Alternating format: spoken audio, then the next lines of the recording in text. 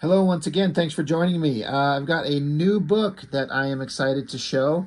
It's kind of an unfortunate thing for me when a new comic that I've never read is still 20 years old.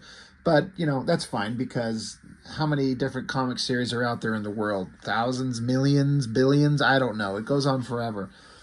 But this one I was interested in because it's written by one of my favorite writers of all time, Warren Ellis. I have reviewed a few things of his. I did the that series that he wrote with artist and had artist Chris Sprouse draw called Ocean, which was a very science fiction kind of.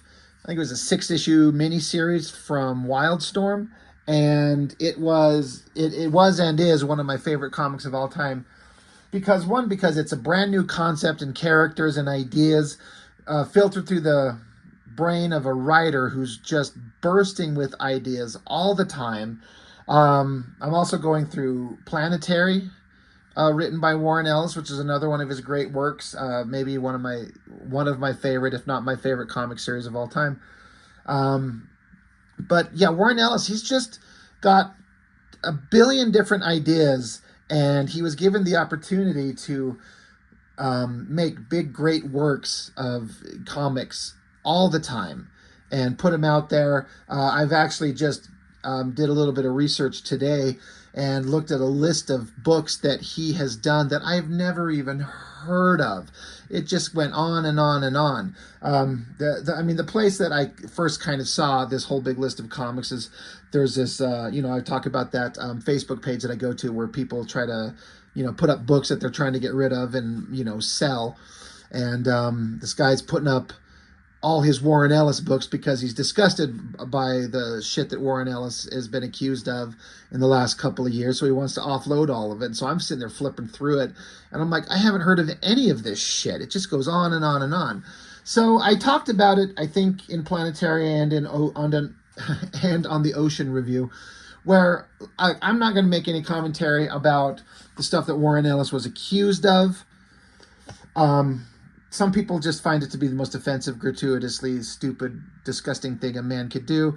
I looked at it as it was some adults engaging in adult behavior. They're all consenting adults, and I don't know.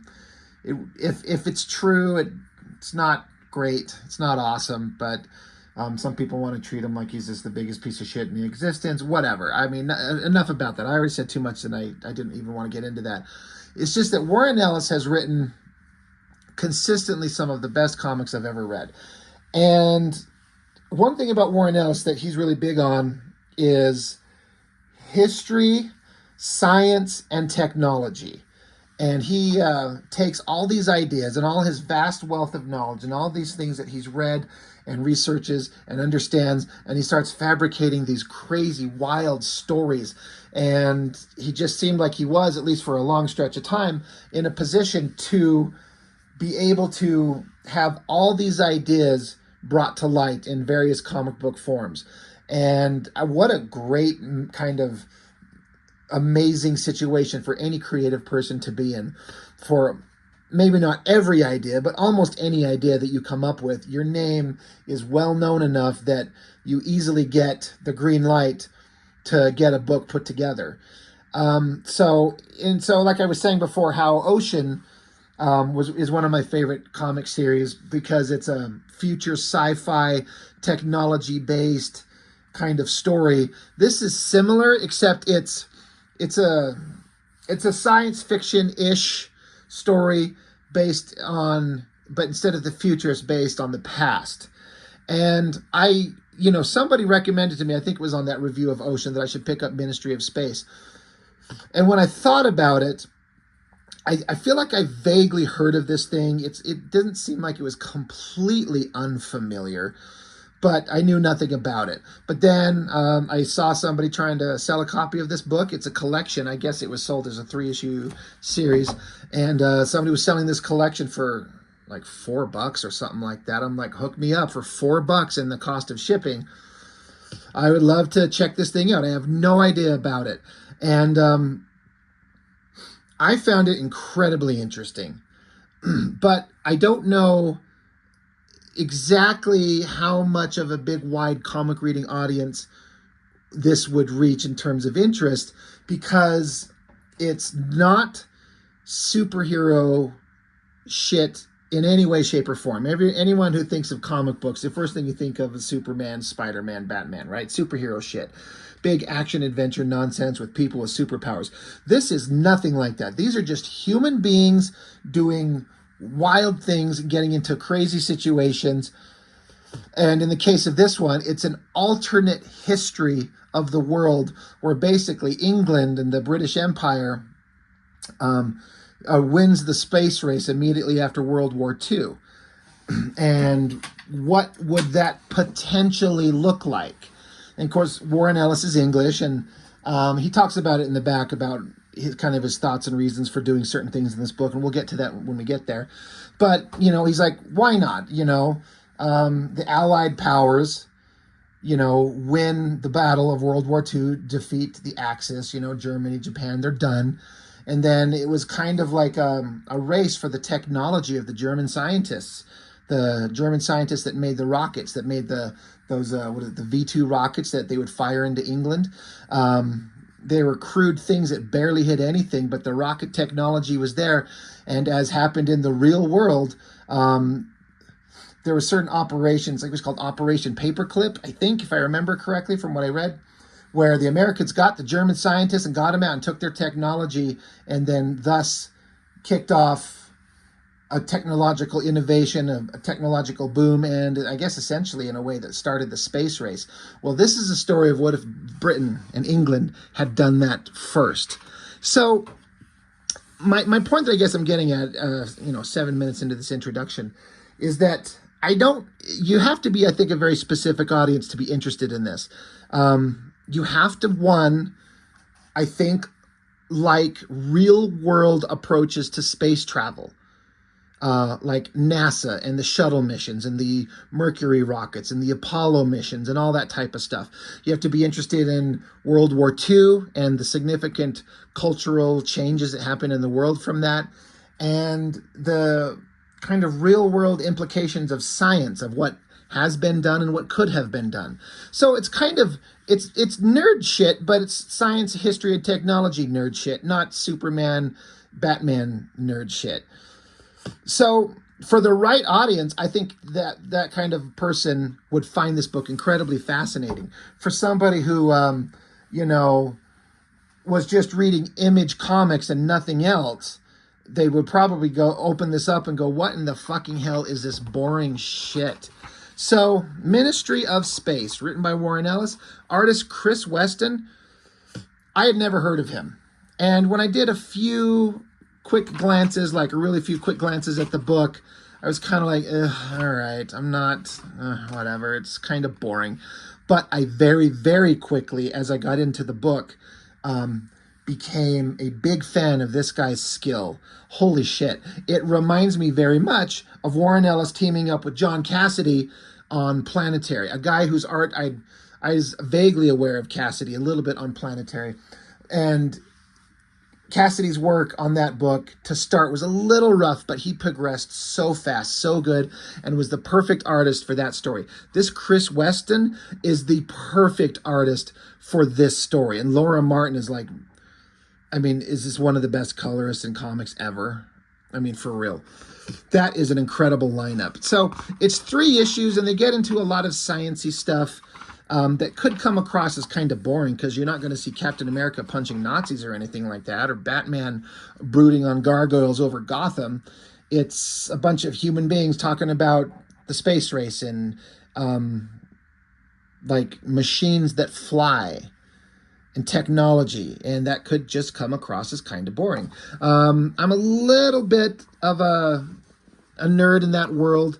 Like on the front of this thing, the first thing I was like, well, that's a British Spitfire. I was kind of big into World War II airplanes. I've got several models, or like things I bought at stores of these big die-cast metal models of airplanes from World War II, because they're like old muscle hot rods. They're just giant engines in an airframe with machine guns. And different ones worked really well for different reasons, and other ones they thought were going to be great ended up being giant hunks of shit that didn't function at all. So it's interesting to see this like rocket plane flying around with. I'm not quite sure because there's Spitfires and Hurricanes, and they're very similar looking, but I want to say these are Hurricanes and not Spitfires. It looks a little different. The Spitfire had a big flat, broad top, and these are, anyway, who cares? That's a little bit of a nerd in me. But England, summer of 2001, and I think, oh yeah, so this book, it has a copyright in here that I saw, where did it go, of 2004. So I'm guessing that's when it's printed. I'm wondering if this collected edition was printed in 2004, but the original book was 2001 or something like that. Anyway, you've got a juxtaposition throughout this book of old world classic kind of English imagery, you know, the countryside, people fishing, trees, a very nice kind of lush, peaceful landscape, and then a flying rocket, like a vertical takeoff and landing space age jet machine here. So that's interesting.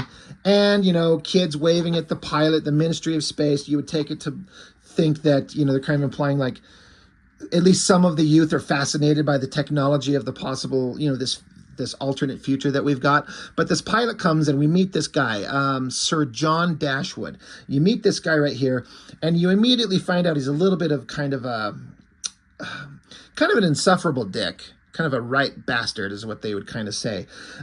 He tells her, come in, you know, get in here, shut the door. What, are you going to wait for me? I'm going to die before you tell me what the hell you're here for. She's like, it's American, sir. They're going to launch. So you're immediately like, we're in England and there's hyper advanced technology for 2001, but they're kind of worried that the Americans are readying to launch. Now, this is 2001. So, you know, in real world history, you know, we put you know, people in space in the 60s. So, you know, alternate world history. So you start out in what is like present day in terms of the book's storyline. Like Americans are going to launch, but England's got hyper technology. I mean, there's all these flying jets, like space age looking things flying around. There's even guys flying around, just people rocketing around with rocket packs. Like that's just their society. So technology has advanced quite a bit. Then we come back to Germany, summer of 1945. Now I did a tiny little bit of looking. This is a real place. As far as I understand it, I can't even begin to think I could pronounce this properly. Peenemünde. I'm sure if people who know what that place is, how you actually pronounce that, and if I just butchered the shit out of it, you're probably laughing at me, and you should, rightfully so. But it's a place where I think the German rockets were being developed. And these are, you know, it's the summer of 1945. The war is over. Excuse me. As really happened, American soldiers are on site. And they're looking like they're here to collect up anything they can find, scientists, technology, before the Russians get there. Because as soon as World War II was over, we knew that Russia was the thing to worry about. They were a massive nation and they were aggressive. And just because our, you know, goals aligned for World War II doesn't mean that we're all friends. So they're talking about the V2 rockets and the scientists, and they're coming to gather them up, but they come into the barracks and they're like, no one's been here for days. And so they go outside and they see, and what's funny, as much as nerd as I am, I could tell even by the silhouette of what that plane was. So the technological accuracy of this artist is unparalleled. It's a British Lancaster, which was like the British version of bombers, like you see them right here. Like, you know, in World War II, we had the B-17, the B-29 that dropped the nuclear bombs, things like that. Speaking of dropping bombs, what a great drawing of the smoke. The inking on that is spectacular, and the coloring, that is one of the best illustrated explosions I've seen in comic books ever. Like, it's just incredibly well done. You know, that's just, I could just stare at this artistry forever. But the point is this is the turning point of history where, you know, Americans did show up and gathered up German scientists and rocket technology, and, you know, mostly just the scientists. I think they left the technology for the Russians to show up and take, but we got the scientists themselves. So we got the guys who could actually build the things rather than just the machines that then the Russians were forced to reverse engineer, which puts them a little bit behind. in real world kind of terms. And, please correct me if I've got my history wrong. I would be happy to be corrected. But in this world, England knows about the scientists, and so they just blew up this place, killing the American soldiers and eliminating the possibility of Americans getting their hands on the technology. So now England does. So they're kind of going back and forth about this is a great thing. We were able to get this information by happenstance, which by some American guy accidentally kind of told them. And so now this guy, this Dashwood, is he's kind of a young guy leading this group. He's like, all right, I've got to go see the prime minister. So then we get into this, and I'm not really familiar on Winston Churchill, the prime minister during World War II. I believe that's who this is supposed to be. I mean, they flat out call him Churchill. I don't really know what he looks like except by actors portraying him in movies, so forgive me if my history is not quite right. But, Churchill's like, hey, Commodore John Dashwood, you've cost me a lot of time and money. He's like, I'm about to cost you a lot more. Churchill's like, you're kind of young to be at such a high rank. He says, I fought in the Battle of Britain when I was 19, and there aren't too many of us left to promote, sir. So Churchill's like, I understand you have the Jerry bastards who built the V2 under lock and key. And they're like, yep. So Churchill's like, well, what are you going to do with them? Chain them up at the Trader's Gate and drown them in the Thames? And he's like, no, we're going to use them to build missiles and space rockets for us. And Churchill just stops and is quiet. And he's like, I must have had one too many brandies at lunch because, I could have sworn you said missiles and space rockets to my bloody face as if I were stupid. So he's like, this is like science and futuristic bullshit that just doesn't exist in their mindset right now. So Churchill's like, you got to be, you shut the fuck up. You're full of crap. So this guy Dashwood, he's like, he says, London is standing proof of the effectiveness of missile war. That's why the Russians and the Yanks wanted the Jerry bastard, sir.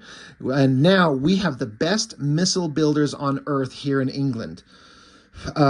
We have to take the long view. Each new war trumps the last for destructiveness, Prime Minister. I'm here as one of the 2 survivors of the 253 Squadron, a war that was fought in the air, to tell you the next wars will be fought long distance by missiles, and they'll be fought in space. That bloody atomic bomb that the Yanks think we don't know about, he's like, my people tell me that you could store 100 of them on an artificial moon orbiting the Earth and just drop the buggers on any target in the world. So again, this is Warren Ellis talking about real world stuff and altering it for, a little bit of a altered, different history of the world. But they're right, World War II was won by air power, honestly. That's what really won everything. It wasn't sea power, it was air power. And he's like looking towards the future. He's like, shit's going to be fought long distance with missiles, and it's going to be in space. So, and Churchill's like, bullshit. And Dashwood here, he's like, we could do it in 15 years, by 1960.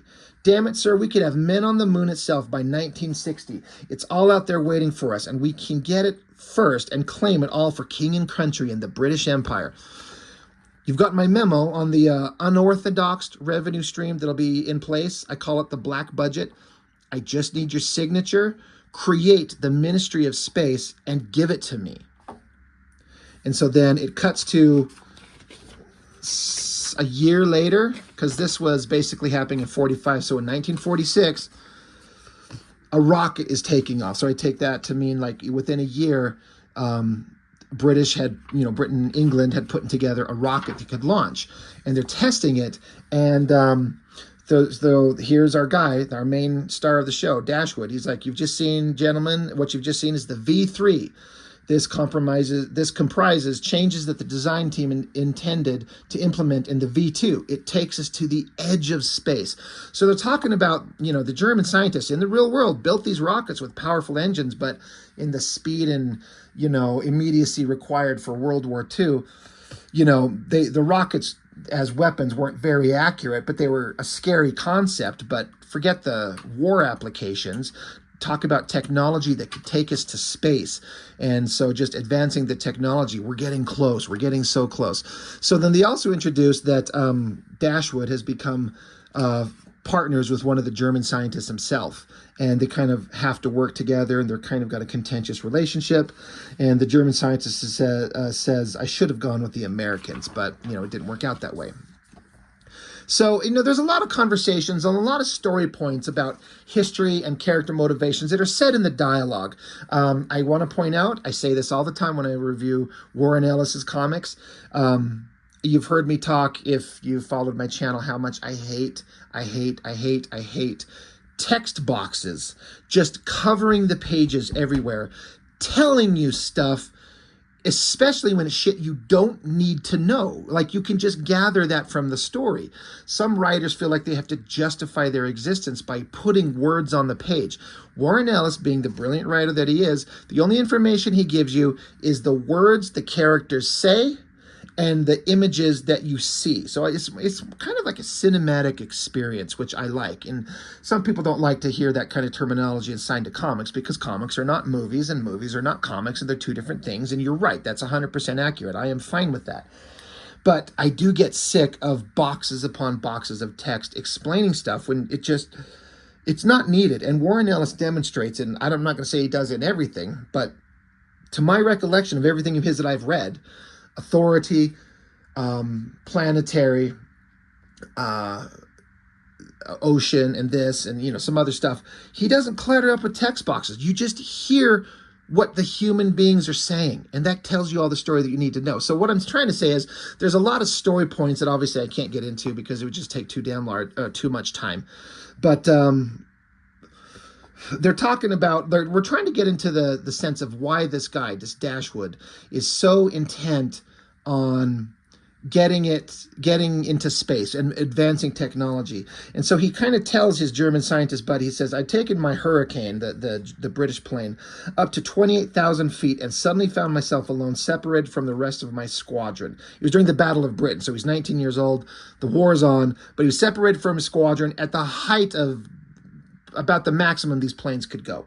He says, very dangerous that. I was doing 80 miles an hour, which is barely in the air at that altitude. So again, this is another thing that Warren Ellis kind of researches with planes at certain heights, certain speeds.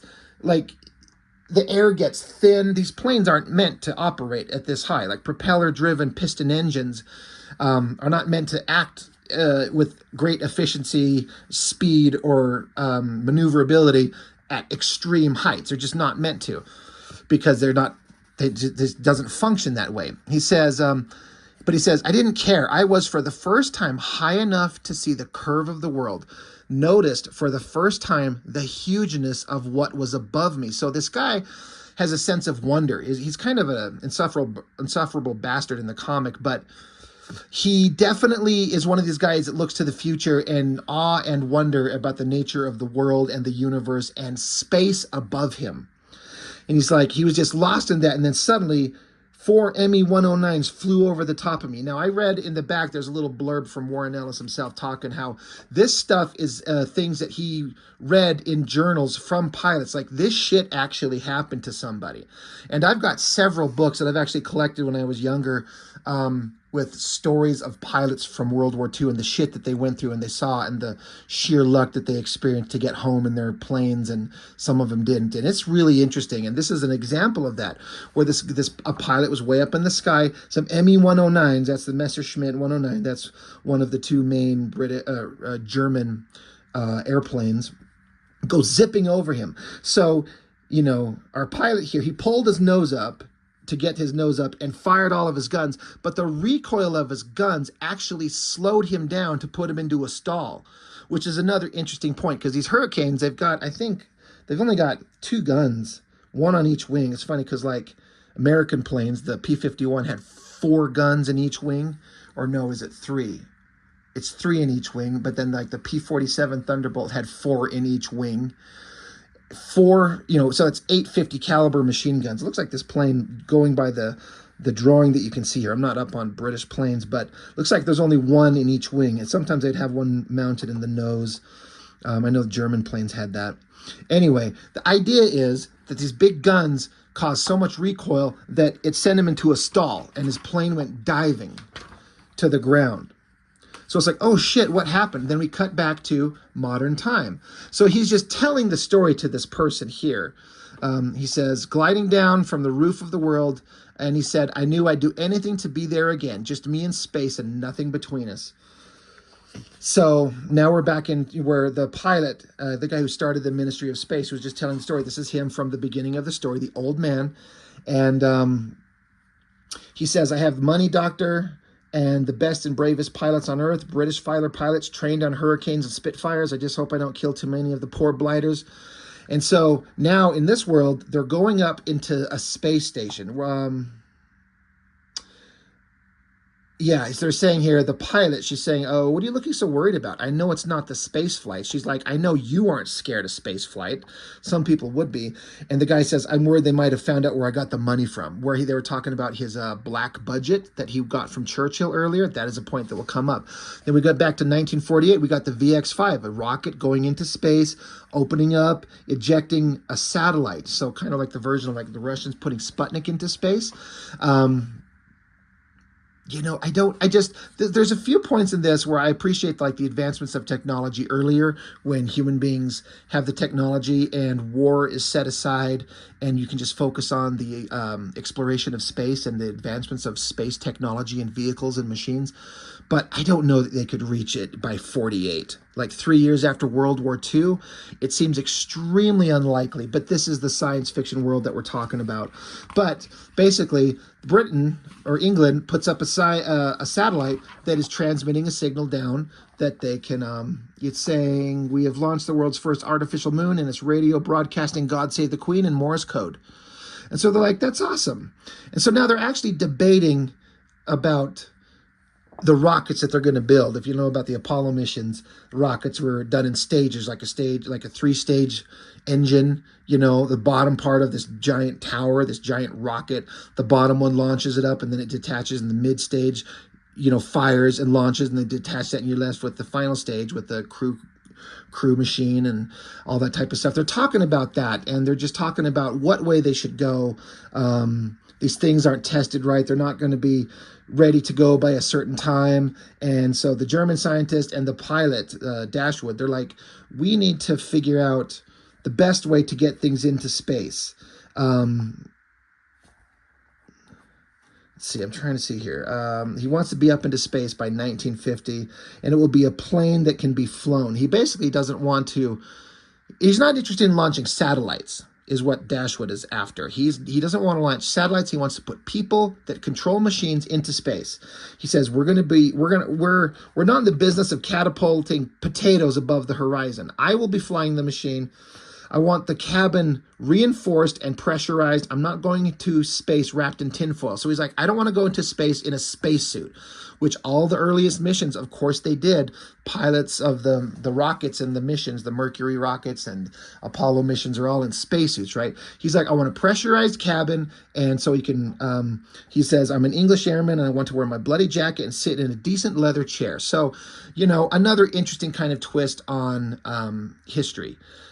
You know, of the technology. And so then this is like the British alternate version, if you know about Chuck Yeager, the guy who broke the sound barrier. They had a what was it? The X1, I think it was called. Basically just a pointy cone machine with some wings and tail fins and a stabilizer and a rocket engine strapped to the bottom of a B-29 bomber, got up there, up to speed, dropped him off, and he took off like a rocket and broke the sound barrier. Chuck Yeager is a really interesting guy. I read his autobiography. It's really fascinating, the stuff that guy's seen and did. And he only died, I think, 4 years ago. If I saw his obituary correctly, the guy lived a long life. And he was known for having like incredibly perfect razor sharp vision, which is why he survived as a World War II pilot so good. Is like his eyes could spot anything from so far away. Anyway, I'm getting off into nonsense, but it's kind of like, here's the version of that, you know, but instead of being a propeller engine B-29, this is like a British rocket plane holding down the smaller one, and Dashwood's under it. And he's like, all right, drop it. You know, let's drop this machine, and then they ignite the rocket engines. Boom, he takes off. And all this drawing, it's so technologically precise.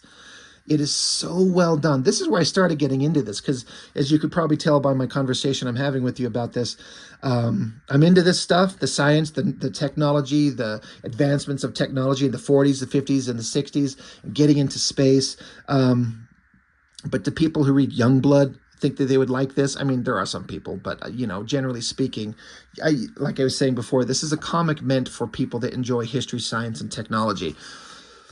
But he gets in his plane, rockets up there, just like he wanted to, like he was in his Hurricane in World War II. He gets up there, and he's like, I can see it. He's finally getting to see what he wanted to see. He can see the curvature of the Earth. He can see the edge of space. So like main engine shut down, 3, 2, 1. And then there's a great splash page of him just in space. Now, I feel like this little plane, the way that's portrayed so far away from Earth, there's no control surfaces on this thing. It doesn't look like I don't know if this was built with like reaction control systems to pivot it around and get him back into, re-entry insertion going on here. It's just more visually interesting. But all right, the guy's coming in. They lost his radio signal, and they're talking about, because this is one of the things I thought of before I read the dialogue. I'm like, this plane, I don't think that this design would survive re-entry. With all these big spindly wingspans and stuff like that, because with the heat shield that you need. But they do mention the heat shield. Like, we don't know if we did the heat shield right. If it's going to crack, he's dead. But the guy's flying down. He's making re-entry, and he says, we're coming home. Unpowered, descent pattern nominal, deceleration nominal. I've lost all control surfaces on her. I mean, he's got no control. Elevators, ailerons, nothing. Can't pitch, yaw. He can't move up and down. Can't do nothing. So he's just rocketing down. He says, I have no control, listing badly, drifting at least a mile of the runway, throwing myself into the side of her to correct it. Now, that's an interesting thing I never thought of. The pilot literally slamming himself up against the side of the cockpit, trying to nudge the plane into a direction that he wants. I don't know how well that would work, but I guess if you got nothing else to do but try or die. And then you get this great kind of shot of down comes the thing to more great, English countryside. Very old world stuff meeting new world stuff, and this plane just smashes through this windmill, slams into the ground. Now, again, the nerd of me is like, for a machine built in the 1950s, coming in from space and slamming onto the ground with no control surfaces, he's nothing but a smoking hole, and he's dead. There's no way that this thing soft lands and the guy survives. Like, it crashed and he's hurt. But there's no way. There's no way. Like, if they would have said that he had some control over his vehicle to get the nose up, to deploy a parachute, to slow him down, to theoretically soft land and be lucky to not slam into a tree or something like that and just land into a field. This is the one part that I was like, you're stretching a little bit of credibility here. Who cares? But they bust him open, and he's like, where the hell are my bloody legs? You're like, oh, shit, which is a real thing. So that's the end of book 1, and it's taken me 30 minutes to get through it because I've been yapping a lot. We're just going to power through books 2 and 3 because I just want to. So now we're back up to modern time in the book, issue 2, Giant Space Station, Churchill Station. And again, it's based on real scientific principles. Like, it's round, so it would spin on its axis, creating gravity, So, and there's all this great technological detail in there. It's so great. Here's the guy as an old man. He says, the old bastard's payback. So he's talking about Churchill naming the space station after himself. And he's like, fucker, I wanted that. But anyway, they're delivering Dashwood, the main star of the book, to meet with some people because he's got something to talk about. So there's all this great shots of, this ship coming up into space, locking the doors. I love the details on the wheels as it lands.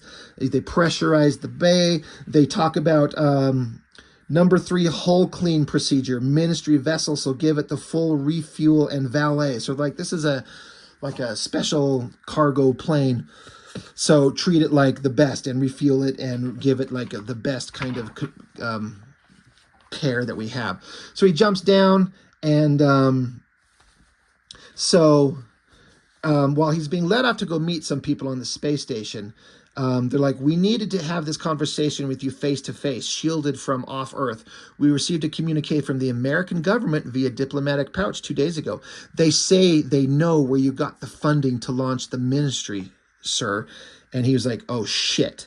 Now, if you remember, we talked about in the beginning of book one, the black budget, the money to fund this. She's saying, we know, the Americans know where you got that money from. And you can see the panic on Dashwood's face. Now I was sitting here wondering, I was like, where would he have got the money? What is this mystery? I was really interested to find out what this would be. So it goes from old man him to young man. Last time we saw him, he just crashed his plane. He talked about, where are his legs?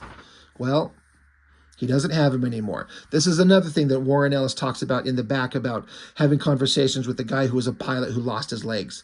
And, this is obviously something that's happened to real people, but, just interjecting real world stuff.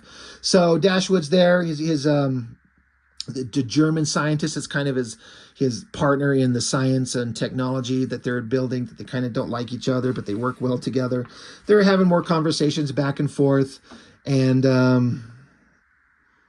it's just kind of like a character beat right there.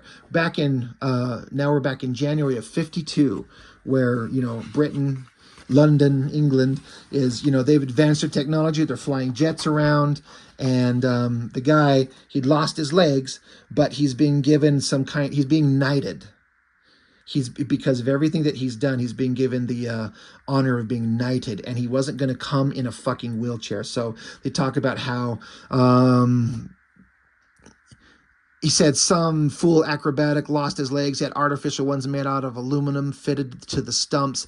He says, I'm not going to meet the king in a wheelchair, and I was not going to sit on my backside while other people flew. So this guy is a rigid, hard guy that's like, I am not going to let anything defeat me. I got to look at this artist and the detail on everything. The lush backgrounds of these, like the British royal castle, or the buildings. I don't know what the proper terminology is, but it's just lush and detailed, and it's just so well drawn. Again, it's not, wildcats with Warblade cutting a lizard open and spilling his guts, and a hot girl with a thong up her ass. But if you could probably tell, I'm really enjoying this book, and I'm kind of having fun explaining kind of my views and kind of going over the story points of this. And the coloring, Laura Martin, good Lord, is this just good. It's so great. But he's being knighted. It's important to him. And then they're having more conversations about, let's see.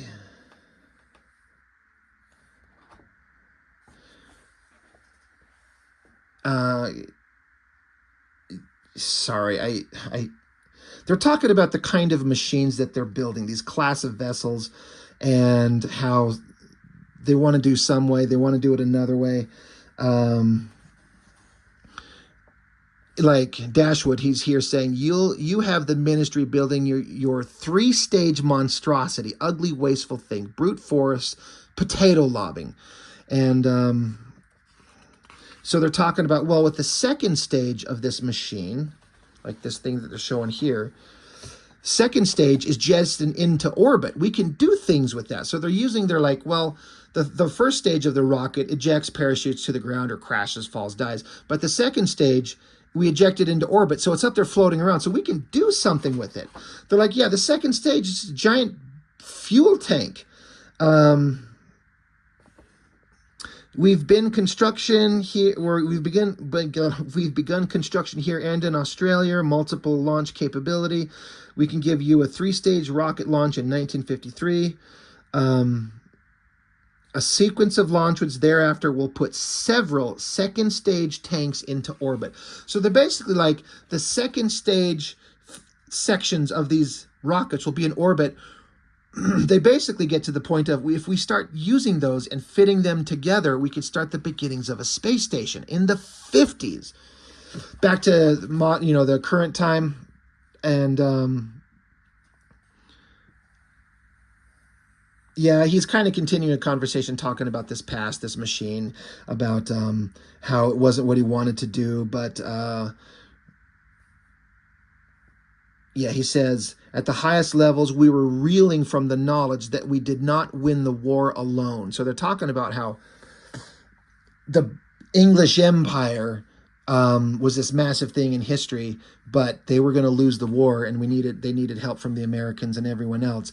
And it's kind of a blow to their ego. And they were reeling from the knowledge we did not win the war alone. We needed something else. We needed to be above everything. So it's like we're saying we needed to pursue this space race to make England the premier nation of the planet again. So cut back to 53. There's a rocket taking off. And then again, just look at this is just a double page spread of rockets taking off into space. Like, I can imagine some people going, this is fucking boring. Where's Superman punching Doomsday? I'm sitting here, I'm like, this is technology that's never been built, but it's based on realistic principles, and it looks believable. First stage, second stage, and then the space plane itself. They're talking about rocketing into space. Off they go. They get up there. Second stage is clear. Telemetry confirms the stage is in stable Earth orbit. We have laid the foundation of the first station in space. So that was 1953. So in 56, there's another, several years passed, and you can see they've already started assembling things in space. And look at the technological detail, the attention to detail. It looks like old riveted metal, like you would find in the era, but advanced enough to kind of make sense. Like, you got this round cylindrical object, pressurized hull, and all these like storage containers for propellants of fuel or air or whatever the hell it needs to be, building a space station. It's just so interesting to me. This would make a great movie. And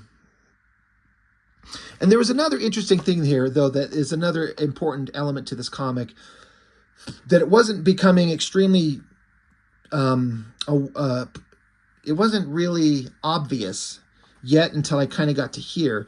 But there's conversation these people are having, or there's this news report. It says, in other news, it seems that national service conscription will not be abolished. Basically, they're talking about the draft, military draft. And it was apparently it was being debated about getting rid of the draft. And they're saying in England, it will not be. And it is in fact being opened up to include Royal Space Force service. Sir John Dashwood, head of the Ministry of Space, said today, quote, we can let our children waste their lives on street corners wearing American clothes and listening to rubbish, or we can give them honor, discipline, and the stars. So there's something to be said for the mindset of wasting youth on nonsensical bullshit and giving people meaning and purpose, but you can't do it under force of law. That otherwise you're not free. And so England is not a free state. It's forced conscription. It's the draft. But not only is it military service, but forced into the Ministry of Space, which could lead to a career, but you're being forced to do it against your will. And that's the problem. And so it's like England becoming stale in terms of or static, unmoving in its culture. It's advancing technology, but is its culture not moving forward? That's the scary part. Anyway, they say, so they got the space station built, and they got a spaceship attached to it. They said, Victoria 1, this is Churchill Station, wishing the 25 souls aboard good fortune on your voyage. We'll see you on the return leg. We have ignition. Next stop, the moon. So they're traveling to the moon. Now, I'm looking at these drawings. I wonder, this is done in 2004, so I was going to say this feels like digital artwork, but how much digital artwork could be done in 2004? I don't really know. That's 20 years ago. I don't care. The visuals are so great. That looks like the moon. Here comes the machine, approaching lunar orbit. They drop, a ship to go down. And then I like this shot of this machine, and they got this booster pushing the machine down. Like, instead of going straight up and down, is pushing it lower into orbit. Then it rights itself, pointing its nose up, drops some landing gear, a great splash rate. Look, no text, no boxes, no nothing. McFarlane would fucking die if he had to write this book and not allow himself to put text all over his pages. Just let the visuals tell it. There's just a little bit of dialogue over here about the communications between space control and the vehicle going to the moon. It's just told through the visuals. It lands. More silence. Astronauts get out and they plant the British flag on the moon. They say, I claim this territory for Her Majesty Queen Elizabeth II and for the British Empire. This is not the end of our mission. It is the beginning. So that is the end of book 2. So by what year did it say? 56? 56 in this story, Britain has landed on the moon. Back to 2001, we're in the last issue. Dashwood is meeting with all these people that are kind of the leading kind of ruling force of the Ministry of Space. And they're like, hey, be seated. And so there's some like idle conversation, pleasantries. They say the Americans are ready to launch into space. And Dashwood's like, yeah, I've been told. They say their inaugural crew flight is called Apollo, conventional chemical launch, as opposed to like nuclear type stuff. Final stage deploys ion drives, which is a space age advanced concept. Quite ingenious. Single ion engine imparts only a small but constant drive. The space-going stage utilizes a 60-engine array that gives them an initial speed of a Rolls-Royce orbital shuttle and a 2-week incremental speed that almost matches a Hawker Siddeley Lion. So basically they're saying the Americans have created technology that is rivaling ours. They've caught up real fast, and they're going to space, and it's rivaling our best stuff. They said they'll be going around the moon. And so England, these guys, the Ministry of Space, kind of like feel like England's theirs. Like it's an island that sailors on the sea found out in the middle of the ocean, and they stake a claim. This island, I claim this land for England. They're like, they claimed the moon for England. And so Dashwood's like, the moon's ours. Circumlunar space is not ours. Surely you're not letting the Yanks on our path. So they're like, yeah, Americans can orbit the moon all they goddamn want. But the moon belongs to us, which is a really interesting concept. Like, no one can claim the moon. But this guy's like, we're not being given much of a choice. Their CIA contacted MI6, who were then forced to contact us. Apollo seems to be shining an uncomfortable light on us. The Yanks have told us that if we sit back and let them ride where they like, some secrets will stay uncovered. Some secrets they uncovered will stay in the dark. We have been made aware of what those secrets are. The money, Sir John. The Americans have proof of where your black budget for the Ministry of Space came from, and unless we let them go up to space and do as they like, they'll tell the world. It will destroy the Ministry of Space. It will see the Royal Space Force gutted. It will finally see the sun go down on the British Empire. And so Dash was just sitting there looking, and they said, you kept the black budget's origins a secret from us. Tell me the Americans have it wrong. Tell me you did not do this. So I was fascinated. I'm like, where could he have gotten the money to fund this, that it's so horrible? And once you find out, it becomes kind of obvious, like, oh, that makes sense, when and where and how and why it would be so horrible. So then it cuts back to this is the German scientist that was friends with Dashwood. He's a little bit older, and he's talking about some of his history, about how he tried to marry a British woman, and no one in Britain would approve of a former Nazi being there, so they stoned him, throwing rocks at him. And so there's more conversations going on here in the 50s, the 60s, about how they're going to get there. They're going to, are we going to be... Are they going to do a nuclear booster? Is that a good idea? But the Dashwood here, because they've been to the moon, now they want to go to Mars. But he's realizing that they can't go to Mars on chemical engines. You can't store enough gas, I guess, is basically it, to get to Mars for the long trip and to set up resources to survive on. So, like, you have to go nuclear, which is essentially a limitless power source, but extremely volatile and dangerous. So, there's some conversation going back and forth about what, how, when. Look at this great splash page. I'm going to say this is a photo trace. It's so accurate. But then he adds in these great flying vehicles, people zipping around with helicopter packs and shit like that. This is before the rocket packs we saw earlier. So I don't care if it's photo traced. I mean, get it right, get it accurate, it fits. It looks so great. But again, this artist, the details on the folds of clothes, buildings, perspective, it's just mind-blowing. But here we are. We're on the moon, the lunar base. And so, some time has passed and they've got, vehicles ready to take off. They've got habitats built. They build them inside craters, which is something I've heard that they would do because it provides a degree of protection and shelter, building it down inside a pit rather than on the flat surface. So they're up there and they got a rover unit zipping around and they're like, we found something interesting. And this is another real world thing that would be critical for putting humans on another planetary body on a permanent basis. He basically finds out that there's water on the moon, which is most likely because comets are mostly ice. And, over billions and trillions of years, comets impacting, there's going to be water. But you find it and have a good source, water changes everything. So it's just like, the ability to survive on the moon is just increased even more, even though they're already there. Now we're in 1962, and this is, I can't remember who these guys were. They work for the Ministry of Space, and it's a new launch system with a nuclear engine. Let's see, it says John Dashwood doesn't approve. So Dashwood's off somewhere else, but they're like nuclear electric launch motors, single stage direct translunar insertion. Doesn't sit well with him. It's not the way he would have done it.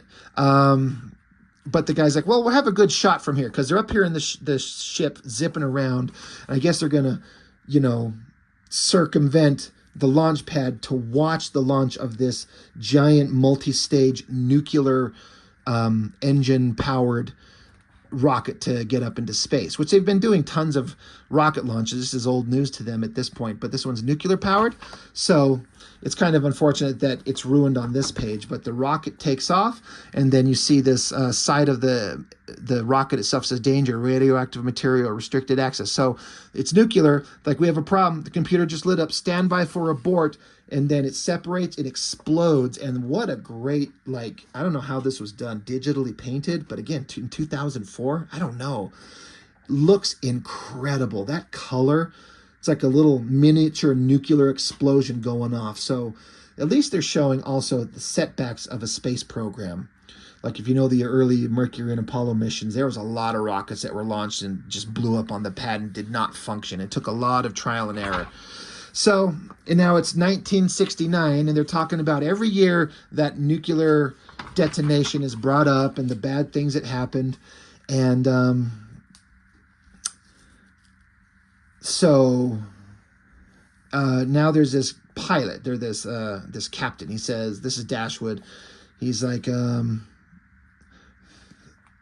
he said, so this pilot, he's supposed to be a pilot working for this program, but he's like, Dashwood's like, there's some kind of complication. And this pilot guy, his name is Captain Langton. He's like, the newspapers have had an interest in me since I became an officer. And well, the complication, sir, is I'm a new father. Her name is Lucy. So Dashwood's like, beastly things, babies. Wouldn't have them in the house personally. If all they're worried about is sending a new father off to a public death on a nuclear rocket, then balls to them. He's like, fuck them. I don't care. I'm signing off on your orders, Captain. Just try bloody hard not to die. There's a good chap. So, again, it's a black guy, which is something that's kind of coming up. But he's got special attention because he's maybe one of the first, but he's also a new father. So the media is like, why would we be sending this new father up on this very dangerous mission? And Dashwood, who's in charge of all this shit, he's like, I don't fucking care. You're going. Just try not to die. So here's this great big shot of all these great giant machines. And it says, this is the Mars fleet, 700 souls aboard and accounted for and ready to begin England's greatest adventure.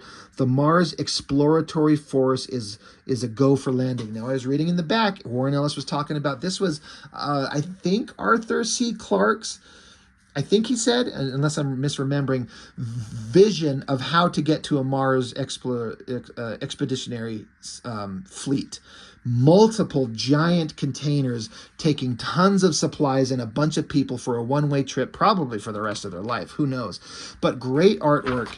And then again, look at this stuff. Look at this artwork of these machines traveling through space. They don't address the time that it would take to get to Mars. Months at the bare minimum. I have this number in my head of 2 years to reach Mars, when orbit kind of brings the two planets closest possible together to create the shortest trip possible. They don't address the time frame. So I don't know if they're trying to say that these machines got there faster, there's no cryogenic sleep. It's not addressed. I guess it's not important. But basically, this force of people, I wonder if it maybe it'll just list the year, because this is 69, 62, 69, right? Anyway, I'm getting ahead of myself. I love all these technological machines, the way they open up, and there's rocket planes strapped with more materials and supplies, fuels, air, water, who knows what, and all these machines just deploy. And they said there are 700 people in this exploratory force. And so all these machines start coming down onto the surface of Mars. And I can't help but think of like Total Recall, Schwarzenegger and the Red Planet. There's some parts of it that just kind of feel like that, but these things come rocketing down. And then, again, just silent pages as they all rocket down. I was thinking to myself, they would not land this close. It's too much opportunity for these things to bump into each other and explode. They would be spread way the fuck out, I would think. But they come rocketing down, and then out comes the astronauts, and they're like, for Queen and Country, the Royal Space Force, Mars is ours, move out. And you can see they start unloading giant containers, and they start building a colony. Fascinating stuff. The type of people that colonists would have to be, because you're up here for years, if not forever, and there's nothing to do but stay inside artificial life support habitats and just build to make it a livable kind of pleasant world for future generations, decades after you're probably gone. But anyway, we're back in the modern times, and they're asking, is it true? And so Dashwood's like, yeah, you want me to come out and say it? I'll say it. This is where we find out where the black budget come from, why it is such a horrible thing. He says, Holocaust gold. Gold from the bodies of people killed in Nazi concentration camps. Their money, their assets, the very fillings from their teeth. Millions upon millions. We obtained intelligence on it while we were preparing the operation to get the Nazi soldiers where they bombed the Americans. And the cash was only half of what the Gold Commission admitted to having, perhaps 2 billion pounds in today's money. I used it to launch the Ministry of Space, a black budget. It was the only way to fund it. So I'm like, oh, okay, that would make sense for that time of year. Millions of people slaughtered, their money, their assets, their jewels, everything. It was just gathered up, stolen. And how do you take the money of a slaughtered people? But he says, even on a war economy footing, England was on the verge of bankruptcy. That money could only be used secretly. Any other disbursement of the gold would have been discovered. England would have faced decades of austerity programs no matter what. But a Ministry of Space, look at England now, gentlemen. England has hardly changed in 50 years. It is strong and green, and it rules this new ocean above Britannia's shores. You look at me as if I were a monster. If you wear the uniform of the Royal Space Force and serve the ends of the Ministry of Space, we are all monsters together. And this guy's like, we had no choice in the matter. You made us monsters. And Dashwood says, I made you great. So he's very proud of what the Ministry of Space has done for England and king and country. So this guy, the head of this group here, he's like, you're trying to tell us that the ministry is built on ransacked corpses. Dashwood says, we did not do the ransacking. We robbed from the wrongly rich and gave to a poor, tired country. I gave you space. So the guy's like, and now it's going to be taken from us because of the horror you perpetrated. Dashwood says, all peace is based on the horrors of war, you bloody fool, and our peace spans 2 centuries. I freely admit it. I admit that I had the American soldiers killed. Do they know that? And they said they suspect it. Churchill knew. No stranger to the notion of concentration camps. He feared Uncle Joe Stalin. He wanted missile launch platforms on Churchill Station. Let the Yanks tell the world what I did. See if England cares. If I'm a monster, then England is too. See if England cares with her free electricity and cheap food and her glorious, unchanging aspect. I'll take my ride home now, thank you. So he's saying, he said just here in the back, that England hasn't changed in 50 years. So culturally, they're a little bit stagnant. But then we cut back to, but they're also this super advanced space exploratory force. Now, there's a machine on the way to the Saturn. And then I'm guessing it doesn't say, this is on the way to Saturn, but I'm taking this as to mean that it's Mars because it's kind of got the coloring.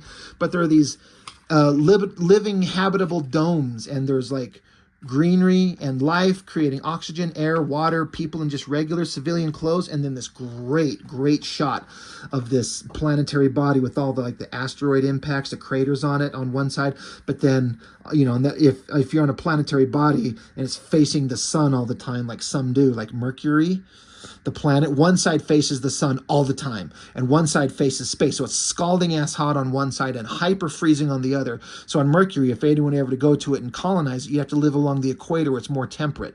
But here is all the technological stuff you can see from high up in space. That they've colonized. It doesn't tell you where it is. I don't know that it matters. And we get to the final page in the asteroid belt. They have like gone into asteroids and the machines are coming out. They're mining minerals and ores and metals in the asteroid belt, essentially an endless supply of material. And they've got multiple space stations orbiting Earth. So hyper advanced technology. England is proud and it's excelled everything. But you get to these last two panels. This is the pilot that was at the very beginning of the book.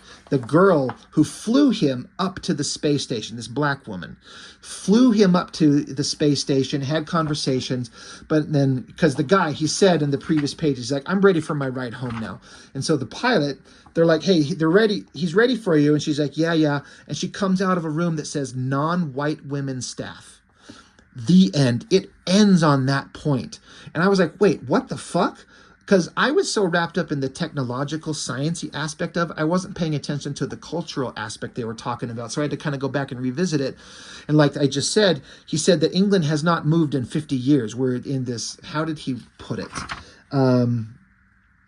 Because England has free electricity because of all the science, technological advancements they've made, free electricity, cheap food, and her glorious, unchanging aspect. So there's still not like racial equality in England. And so there's segregation even in this wonderful future. So it makes you stop and think about it brings up a lot of questions and ideas about advancing the technology, but also advancing your culture and your understanding and not being stuck in your British Empire mindset. It was a really fascinating way to end the book. I was really shocked at that. And then it gets into Warren Ellis has an afterword that goes on for quite a while. And he talks about some old stories he read that sparked these ideas, about some old comics magazines from the 40s and 50s, I think he was reading. And then just a bunch of different stuff that led to the creation of these ideas. And there was one paragraph in here that I thought was really interesting that I wanted to just kind of read a little bit of. He says, Ministry of Space, this book is a fantasy. He says, but I don't think it's an exclusively British fantasy. It wasn't important to me that Britain went to the moon. It was important that people go to the moon. I don't care what accent they speak or what color they are.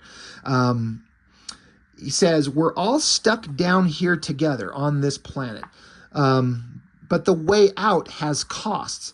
Was it worth destroying the great human enterprise of exploration just to score political points? That's what happened. What cost could be borne? Freezing Britain's social condition into eternal 1953, as it happened in this book? Killing allies? Taking gold from the stolen mouths of corpses?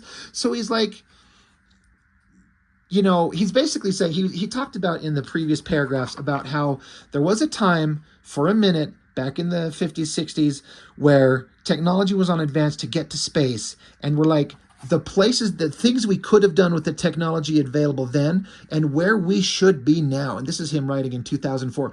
We should be so far into space. We should be colonizing other planets.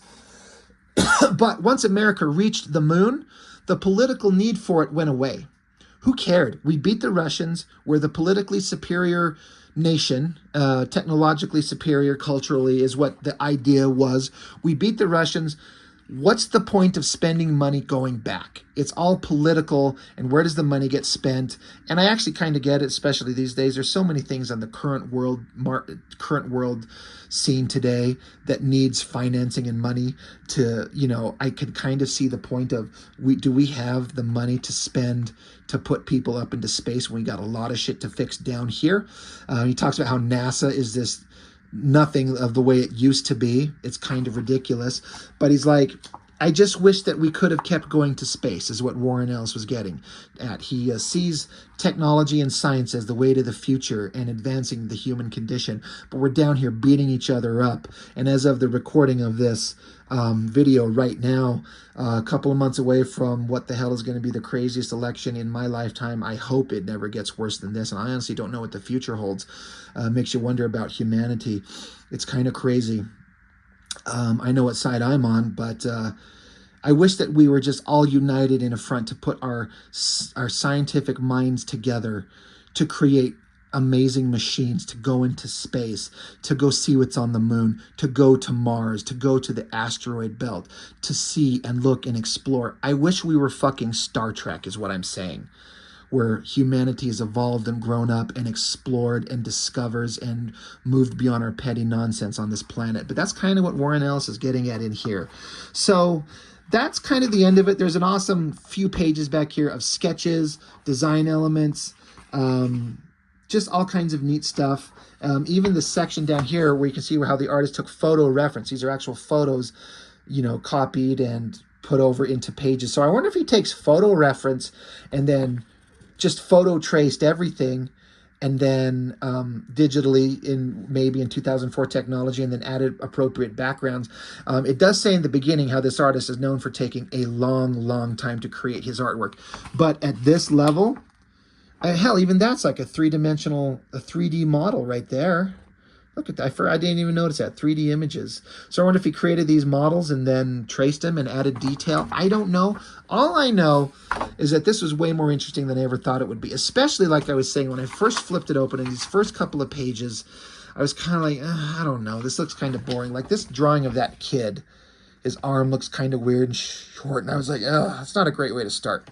But it caught my imagination very quickly. And so like I said, if you're someone who's interested by science and technology and history and the possibility of space flight in the future, this is an interesting book. So I was very glad to get my hands on it, and it's now one of my favorite Warren Ellis works. It doesn't beat Planetary. It's maybe up there with Ocean, but really good stuff. Really good stuff. So I highly recommend it if you're still interested in picking it up after I've kind of explained everything. What a great inventive work. And again, I know Warren Ellis has got a reputation not a lot of people are kind of happy with. I don't care. I'm not here to debate the man's personal behaviors in the past, which are years since past now. I feel like the man should be allowed to write comics and people could buy them if they choose to or not. I don't know what the hell he's doing these days anyway, but I can separate a person from their work. And Warren Ellis writes some amazing shit that just fascinates the hell out of me. So anyway, that's all I've got. Thank you for watching. If you've got this far into it, it's an hour long. It's not the longest video I've ever done, but anytime they're an hour, it always makes me wonder if I pass the point of interest and people just fucking shut it off. Anyway, that's all I've got for now. So thank you for watching, and I will see you on the next one.